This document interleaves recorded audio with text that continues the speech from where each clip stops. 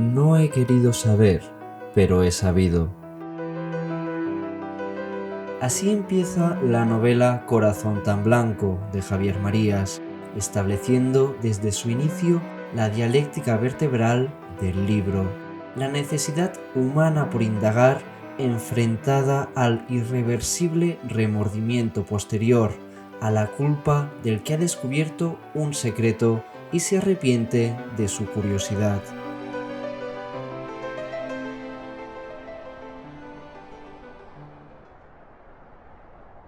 La novela nos narra la historia de Juan Ranz, quien, por un cúmulo de coincidencias e insensateces, termina descubriendo el oscuro secreto de su padre. Leamos la primera página de Corazón tan blanco. No he querido saber, pero he sabido que una de las niñas, cuando ya no era niña y no hacía mucho que había regresado de su viaje de bodas, entró en el cuarto de baño, se puso frente al espejo, se abrió la blusa, se quitó el sostén y se buscó el corazón con la punta de la pistola de su propio padre, que estaba en el comedor con parte de la familia y 3 invitados. Cuando se oyó la detonación, unos 5 minutos después de que la niña hubiera abandonado la mesa, el padre no se levantó enseguida, sino que se quedó durante algunos segundos paralizado con la boca llena, sin atreverse a masticar ni a tragar, ni menos aún a devolver el bocado al plato. Y cuando por fin se alzó y corrió hacia el cuarto de baño, los que lo siguieron vieron como, mientras descubría el cuerpo ensangrentado de su hija y se echaba las manos a la cabeza, iba pasando el bocado de carne de un lado a otro de la boca, sin saber todavía qué hacer con él. Esta es la ya legendaria presentación de la novela que nos hace Juan Ranz, traductor e intérprete de profesión, quien, recién casado y en su propio viaje de novios en La Habana, asomado al balcón, es confundido por una desconocida que espera en la calle y sin querer escucha una conversación de hotel. A partir de este azar, un presentimiento de desastre envolverá su matrimonio. Sin embargo, la clave de su malestar no descansa en el porvenir, sino en el pasado, pues el padre de Juan Ranz tuvo que casarse hasta 3 veces para concebirle como hijo. En el momento de relatar la historia, Juan lleva casado apenas un año. Se ha comprometido con una colega de profesión, Luisa, a quien conoció durante un encuentro laboral, un mitin político entre 2 altos cargos que constituye una de las tramas secundarias de la novela. Ambos políticos conversan literalmente a través de Juan, quien hace de traductor principal. Sin embargo, nuestro protagonista modifica el cauce de la conversación al no traducir fielmente algunos pasajes para, de este modo, conversar y seducir en diferido a quien será su futura esposa, Luisa. Este episodio, aparentemente anecdótico, vuelve a cifrar el principal corazón del libro, la fatalidad de las palabras que, una vez pronunciadas y escuchadas, obligan a saber, a consentir, es decir, a obedecer.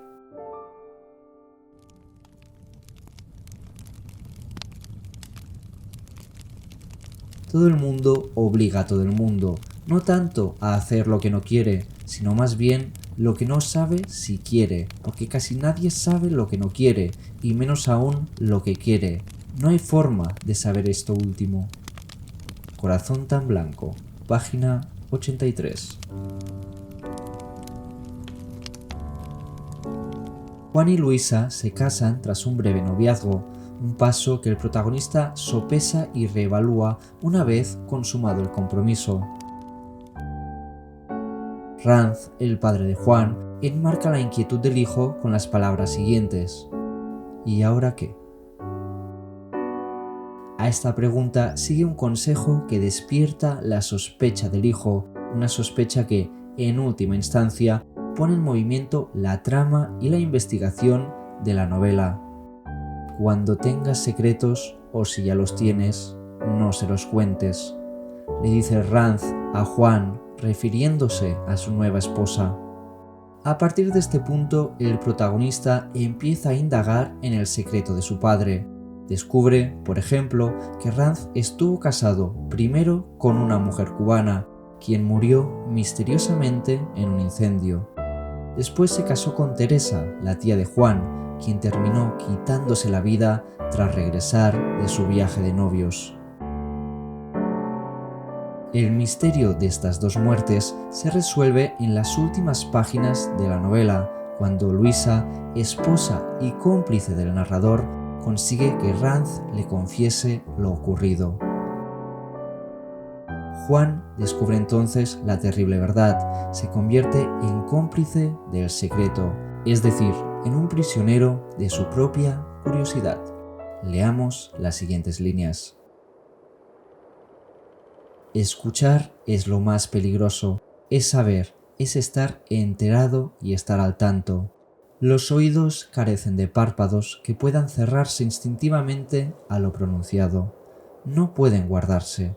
Siempre es demasiado tarde.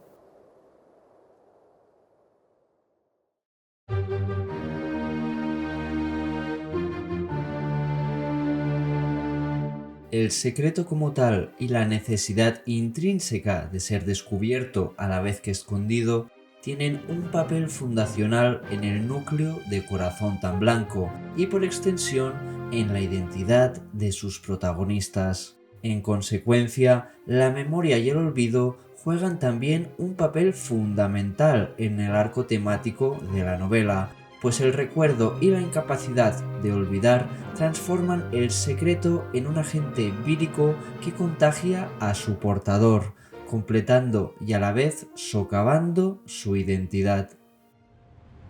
Pensé si no debería cerrar mi puerta, clausurar la rendija para que todo volviera a ser murmullo indistinguible o imperceptible susurro, pero ya para ella era demasiado tarde, para mí también lo había oído. Corazón tan Blanco, página 261. La hipnótica red de silencios, sospechas y secretos que pueblan la novela cristaliza en la institución del matrimonio, que a su vez proyecta un laberinto de verdades no dichas sobre el corazón humano y las relaciones más íntimas. Todos los personajes de Corazón tan Blanco lidian con la infidelidad, la comunicación defectuosa y las expectativas no cumplidas en sus relaciones, lo que arroja luz sobre la naturaleza frágil y a menudo ilusoria del amor romántico. Mientras que hay reiteración y retractación, repetición y rectificación para las palabras, pueden ser desmentidas y no desdecimos, puede haber deformación y olvido. Solo es culpable de oírlas, lo que es inevitable. Este sabe que en realidad no ha hecho nada, incluso se ha obligado con su lengua al oído, y el incomprensible susurro que nos persuade. Corazón tan Blanco, página 79. En este último fragmento aparece de forma explícita el núcleo temático que vertebra y tensa no solo el arco moral de Corazón tan Blanco, sino de la obra completa de Javier Marías, la persuasión. Este es un poder inherentemente enraizado en la lengua, en el uso de la palabra, una guerra sutil que el autor plantea como un plano en constante ebullición. Luisa persuade a Juan para que éste descubra el secreto de su padre, pero esta persuasión es, a la vez, el resultado de una persuasión anterior, una cadena de enfrentamientos diferidos que, en silencio, tejen una telaraña de cómplices y, por tanto, de culpables. Juan y Luisa se ven obligados a reaccionar tras descubrir el secreto de Ranz, es decir, su implicación directa e indirecta en dos crímenes, pero, sin embargo, escogen el silencio. Este pacto de lo no dicho, de lo no escuchado, señala a su vez una posible lectura política de la novela, una lectura en la que el texto de Marías opera como alegoría de la transición española, una transición que hubiera sido imposible sin el pacto de silencio asociado a ella. Juan, el protagonista, afirma: todo es pasado y no ha sucedido, y además no se sabe. No obstante, no es del todo cierto que no pueda conocerse el pasado.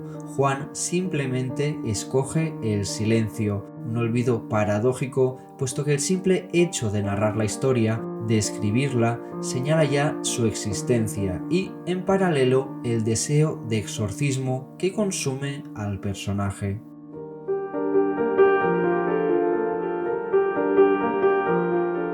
Mancharse las manos con la sangre del muerto es un juego, un fingimiento, un falso maridaje suyo con el que mata, porque no se puede matar dos veces, y ya está hecho el hecho.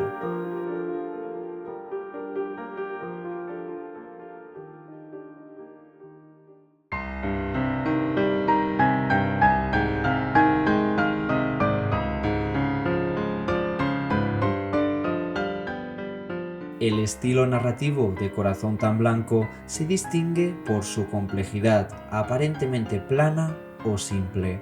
La prosa se caracteriza por su ritmo reflexivo, detallado y profundamente introspectivo. La novela se estructura en torno a la voz de Juan Ranz, un narrador en primera persona que nos introduce a través de su monólogo interior en sus emociones más íntimas, en sus recuerdos y en sus dilemas morales. Leamos el siguiente pasaje. El pensamiento llega a ser como una casa vacía, amplia y lúgubre, o como una casa antigua y vasta y ruinosa, donde viven unos pocos huéspedes esquivos, que a veces se dejan ver a la luz de una vela o de un relámpago, que encienden y apagan a su antojo, que se ocultan y asoman por detrás de columnas ruinosas, a lo largo de pasillos interminables y torcidos, y que llevan a una penumbra aún mayor y a una oscuridad aún más profunda, en cuyas profundidades nunca llegamos a sumergirnos del todo, aunque creemos hacerlo, aunque creemos llegar a alcanzar alguna vez la verdadera oscuridad, la verdadera tiniebla, como si no hubiera otros lugares en el mundo.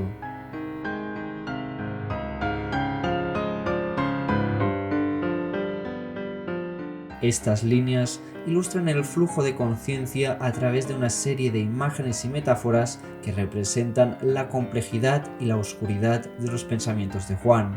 Las frases largas y las asociaciones de ideas aparentemente azarosas reflejan la naturaleza fragmentada y a menudo caótica de la mente del narrador, ofreciendo al lector una experiencia inmersiva. A este respecto, juega un papel fundamental el uso de la puntuación intrincada, que casi siempre incluye múltiples subordinadas y digresiones. Esta complejidad permite ahondar en los temas y dibujar con nitidez la estructura laberíntica de las sospechas, de la duda y de la reflexión. Me dije que las cosas más simples y esenciales son las que acostumbran a decirse cuando la vida de uno, la de cada cual, está a punto de correr algún riesgo, las que a menudo uno querría decir antes de ese momento y no se atreve, o las que querría oír de boca de los demás y no oye, o las que jamás se dice o se escucha porque no se tiene tiempo o porque no se ven las caras de los que hablan, o porque uno no sabe cómo afrontarlas, o cómo deben interpretarse, o porque uno se enreda en las palabras y no sabe qué orden seguir, cómo construir el discurso para que suene verdadero, esencial, para que sea eficaz, para que convenza, o porque uno está demasiado lejos de los demás o demasiado cerca y entonces no los oye.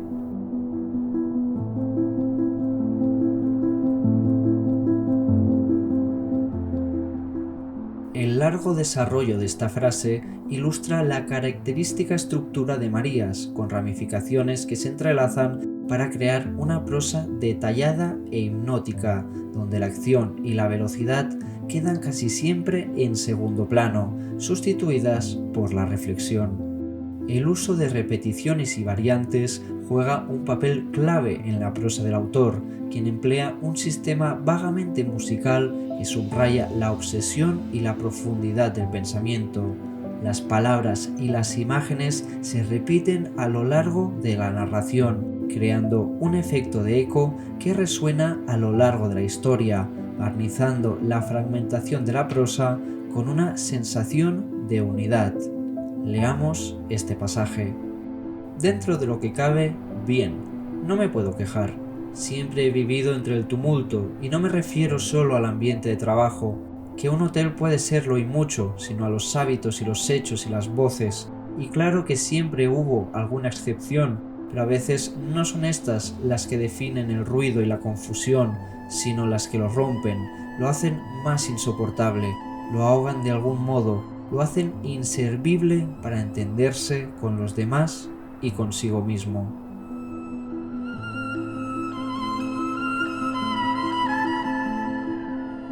En este fragmento podemos distinguir distintas enumeraciones en una sola línea, un recurso que Marías emplea como sistema para encajar y desencajar sus variaciones, encadenando a veces adjetivos o imágenes contradictorias para lograr una mayor profundidad. Por último, debemos regresar a Juan Ranz, nuestro protagonista y voz narrativa. Pese a la acumulación de detalles y la intrincada psicología que el autor demuestra en cada uno de sus personajes, no debemos olvidar que estamos ante un narrador en primera persona, un narrador que es cómplice diferido del silencio de un crimen y que por lo tanto no resulta confiable. Esta ambigüedad narrativa contribuye a la atmósfera enigmática y a la sensación de incertidumbre que impregna toda la novela.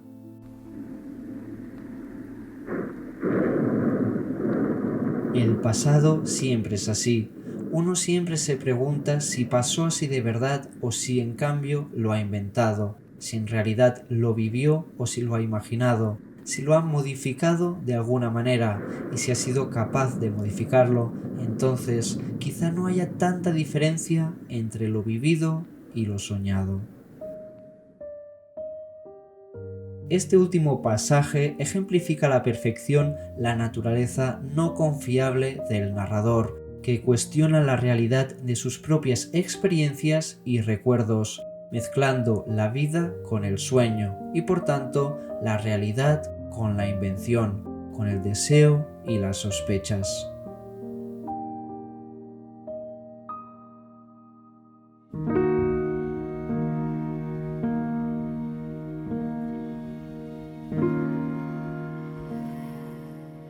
El intertexto con Macbeth es fundamental en la construcción de Corazón tan blanco.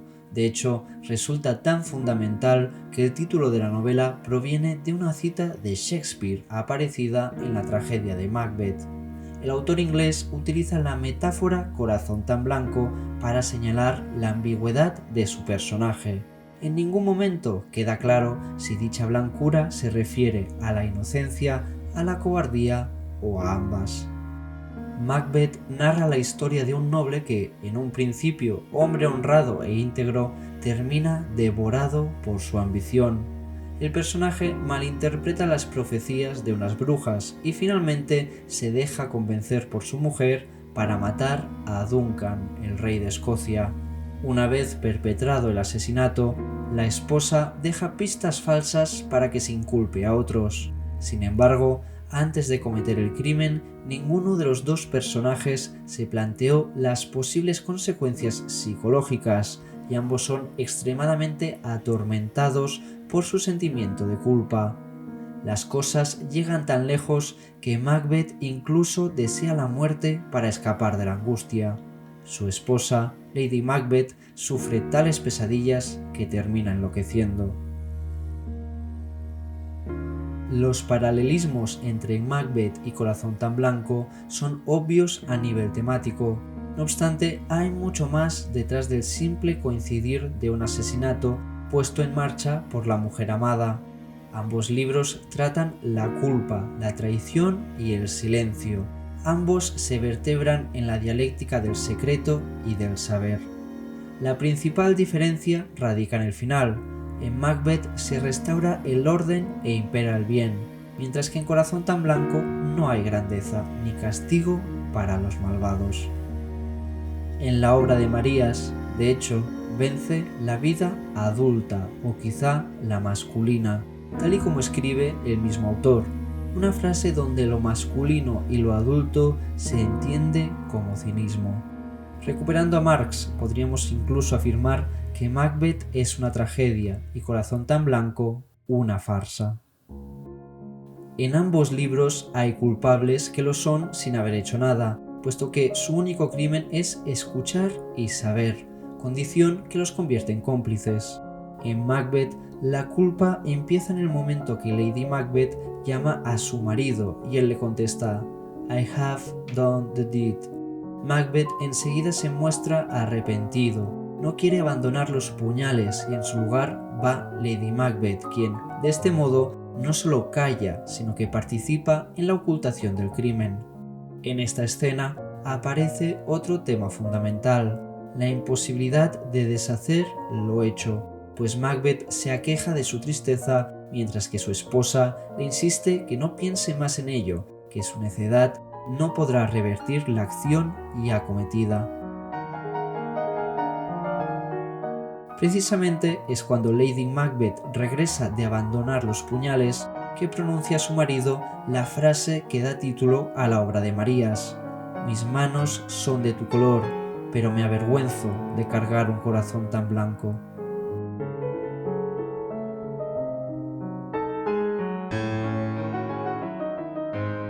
Las interpretaciones posibles son varias. Podría referirse, irónicamente, a un corazón limpio del crimen, es decir, como símbolo de inocencia, pero el blanco de la frase podría interpretarse también como la palidez del miedo, es decir, como símbolo de cobardía. Cuando Juan se refiere a esta cita, subraya precisamente su ambigüedad. Dice el protagonista de Corazón tan blanco, como si intentara contagiarle su despreocupación a cambio de contagiarse ella de la sangre vertida de Duncan, a no ser que blanco quiera decir pálido y temoroso o acobardado. Corazón tan blanco dedica un breve capítulo a la escena posterior al asesinato de Duncan de Macbeth, donde se comentan las frases ya mencionadas, haciendo hincapié en la culpa que aflora tras cometer el crimen. De hecho, durante dicha escena, Macbeth considera que, después de saber lo que ha hecho, es decir, lo que ha sido capaz de hacer, sería mejor no conocerse a sí mismo. Algo similar le ocurre a Juan, que se dará paulatinamente cuenta de que no quiere ser quien es, ese hijo de alguien que quedó impune después de acumular su fortuna bajo el franquismo y que aceptó la vida acomodada que el padre le ofrecía. La importancia que Marías otorga a la influencia que una acción pueda tener en nuestras vidas aparece claramente en las últimas páginas de la novela, donde se retoma una de las primeras escenas del libro para transformar su curso. Es decir, se repite el inicio de la historia, pero enseguida se anuncia otro guión y ahí termina la obra. Con ello, María señala una vez más cómo un pequeño movimiento puede cambiar el curso de una vida. Corazón tan blanco, además, no estaría completa sin las historias que nutren la novela en forma de ensayos. Técnicamente, esto es lo que se ha dado en llamar el hibridismo genérico. Así, al leer esta novela, parece que estuviéramos leyendo adicionalmente algunos ensayos. Gracias a esta técnica, el lector se zambulle en la vida profesional de los traductores, en la forma en cómo un experto internacional de arte puede hacer fortuna con su profesión y en la peculiar manera en cómo una amiga y colega del narrador busca conocer un hombre en su vida.